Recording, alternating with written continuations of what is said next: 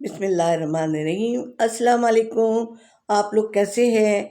उम्मीद करती हूँ कि आप सब ठीक ठाक होंगे।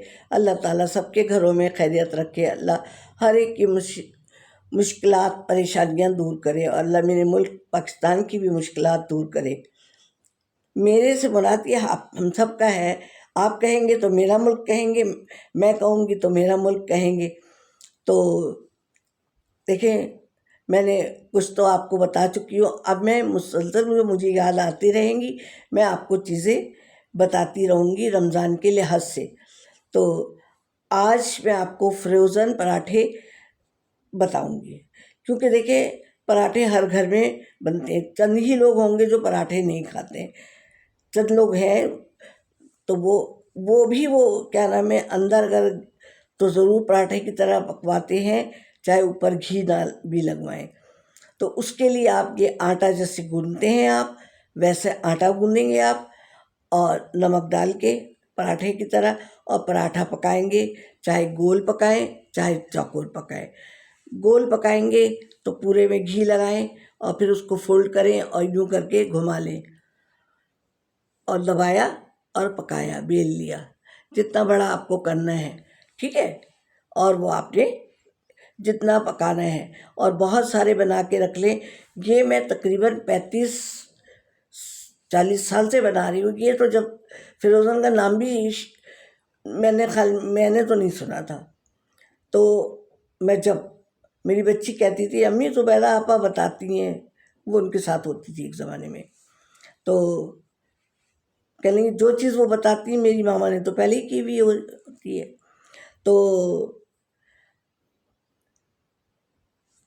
मैंने तकरीबन 35-40 साल पहले से ही मैं फ्रोज़न पका भी रही थी। फिर काम वालियाँ हो गई तो मैंने उनको भी संडे के दिन का, फिर रमज़ान का ऐसे ही करती थी मैं। तो उसके लिए आपने आटा गूंदा और पराठा बनाया। अब आपने बेला और तवा पे डाला। एक तरफ हो गई जैसे रोटी होती है, दूसरी तरफ हो गई अधकच्ची सी होगी। अब आपने उसको उतार लिया। अब आपने दूसरे पे यही अमल किया। इसी तरीके से एक तरफ हो गई जैसे रोटी पलटते हैं, दूसरी तरफ हो गई थोड़ी सी की, फिर उसको उतारें। इसी तरीके से तमाम आप कर लें। अब आप चाहे पूरे महीने कैसे कर लें, 1 दिन में कर लें, 2 दिन में कर लें, 3 दिन में कर लें, 2 लोग बैठ जाएं 2 तवा लेके, तो इस तरह आप पूरा, और फिर उसको पैकेट बना के, चाहे बीच में चाहे तो कोई वो रख लें, क्या नाम है, प्लास्टिक के 2-3 रोटी के पराठे के बाद रख लें। यानी एक दिन आपके घर में 5 पराठे उठते हैं तो बीच में एक वो रख लें, और उसको फिर प्लास्टिक की थैली में करके फ्रीज़र में रख दें। और जब निकालना हो तो सेरी में आप उसको निकाल लें आराम से, और आराम से बहुत ही खस्ता और तलना अच्छा होगा। निकाल के पहले जैसे मुंह धोने जाएं बाहर निकाल लें, पहले तो आपको लुचा सा लगेगा, लेकिन फिर बहुत खस्ता सा तला जाएगा, चाय आपकी होने नहीं पाएगी, आपके पराठे तैयार हो जाएंगे, ठीक है। और अब आ जाए आपको माश की दाल के बड़े बनाने हैं। वो आपने माश की दाल भिगोई, पीसी। अगर आपके यहाँ मीठी खाए जाते हैं तो फिर तो उसमें नमक मिर्च डालना ही नहीं है, कुछ भी नहीं डालना। आपने पीसा और उसके बड़े बना के रख लिया। जब वो ठंडे हो गए, चाहे छोटे बड़े बनाएं या बड़े बड़े बनाएं, आपने उसको ठंडा किया, फिर उसको आपने पैक किया। देखिए ठंडा हो जाने देंगे, पैक किया और फ्रीज़र।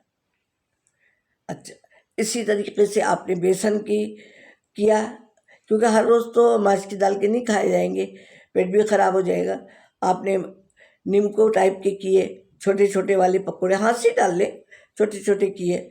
अब चाहे उसमें अगर मिर्ची वाले भी करने तो हल्का ज़ीरा डाला, फिर उसमें सोडा भी डाले। अच्छा, माश की दाल में भी सोडा डालेंगे आप लोग, थोड़ा थोड़ा थोड़ा सोडा डालेंगे वो फूले। और जब आपको पकाना होगा, यानी जब पूरा तैयार करना होगा, तो उसको पहले पानी में भिगा दें गरम, फिर उसको निथार के फिर दही के साथ वो, चाहे हरा रायता सिखा चुकी हूँ मैं आपको, तो हरे रायता करना है या कैसे करना है। और ऐसे ही पकोड़े टाइप के जो को छोटी वाली बूंदियाँ टाइप की बनाएंगे, बूंदियाँ क्या हाथ से बनाएंगे, छोटे छोटे चम्मच से डालिए और बना के उसको भी पैकेट बना के रख लीजिए। ये आपकी चीज़ें तैयार हो रही हैं कि कुछ आपको इतनी तकदौर नहीं करनी पड़ेगी। ठीक है। अब क्या बताऊँ आपको मैं, शरबत भी हो गया और चटनी भी हो गई। चटनियाँ मुख्तलिफ़ किस्म की बोतलों में बना बना के तो फ्रिज में ही रख दीजिएगा। इमली की चटनी, आलू बुखारे की अगर पसंद है तो खट्टी मीठी चटनी, हरी चटनी, समझे। ये 2-3 किस्म की चटनियाँ आप बोतल में भर के रख दें कि जितनी ज़रूरत हो कटोरियों में निकाली और दस्तरखान पे लगा दिया आपने, तो अच्छा भी लगेगा। अच्छा, अब ये तो हो गई पकौड़ों की बात।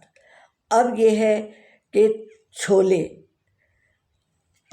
चना चाट भी तो खाएंगे, तो काले चने आप एक दिन उसको एक रात पहले भिगोएं और चुने उन्हें और भिगा दें। उसको एक दिन बॉईल कर लें पूरा और फिर उसको फ्रीज़र में रख दें, या हिस्से बना बना के रख दें कि 1 किलो आप पूरा तो नहीं खा लेंगे। काले चने तो वो काले चने जो होते हैं बघार वाले पकते हैं कि प्याज डाली, ज़ीरा डाला, टमाटर डाला, फिर वो मसाले वाले मज़ेदार से बनते हैं और फिर इमली भी ऊपर से डालते हैं उसमें। ये हो गए। और वाइट वाले चने वो भी इसी तरीके से रख लें, पहले से उबाल लें और खूब गल जाए अच्छी तरह से, तो फिर उसकी चना चाट बनाएं या दही फुल्कियों के साथ खाएं, उसमें भी अच्छा लगता है। फिर खूब, या चना चाटी से बनाएं कि दही प्याज भी डालें, टमाटर भी डालें, इमली का पल भी डालें, सब चीज़ें डालें तो मज़ा आ जाएगा। तो आज के लिए मेरा ख्याल में टाइम देखो ठीक है या नहीं, मेरा ख्याल में आज के लिए इतना काफ़ी है। ठीक है कि चना भी हो गए, पकोड़े भी हो गए और रोल वगैरह तो मैं बता चुकी हूँ कि आपको रोल जिस किस्म के भी हों। अब मैंने देखे आपको समोसे डबल रोटी के भी बताए थे। अच्छा, एक बात और कि आप डबल रोटी के वो भी बना सकते हैं, बॉल जो होती है ना, वो भी उसमें डबल रोटी में यूँ करके कीमा भरा और कीमा कर लिया थोड़ा सा बना के, और उसको आलू की चीज़ें ज़्यादा फ्रीज़र उसको बना लिया और क्या नाम है रख लिया, और फिर जब हुआ गोल हो गए और उसको तल लिया। तो ये सब चीज़ें करके रख लेंगे तो आपकी ज़िंदगी चलेगी। ये नहीं है कि अगर किसी के हर एक के यहाँ डीप फ्रीज़र नहीं होता है तो इतनी चीज़ें कहाँ भरेंगे। तो ये है कि जिस वक्त भी फुर्सत हो वो बना के रख लें कि चलते फिरते बना लें। तो ठीक है, तो इंशाअल्लाह ताला आगे दूसरी वीडियो में और चीज़ें मैं बताऊंगी जो रखी जा सकती हैं। तो फिर मुझे इजाज़त दीजिए। मुझे सब्सक्राइब भी करेंगे, लाइक भी करेंगे, और भाई सब्सक्राइब ज़्यादा करवाएं ना। देखिए मैं कितनी मेहनत करती हूँ, इतना हलक भी सूख जाता है, और पता है शुगर पेशेंट हूँ है, और तो फिर इतना तो बनता है ना। तो फिर नानी को इजाज़त दीजिए। दुआ में याद रखें, कोई गलती हुई होगी तो माफ़ भी आप ही लोग करेंगे।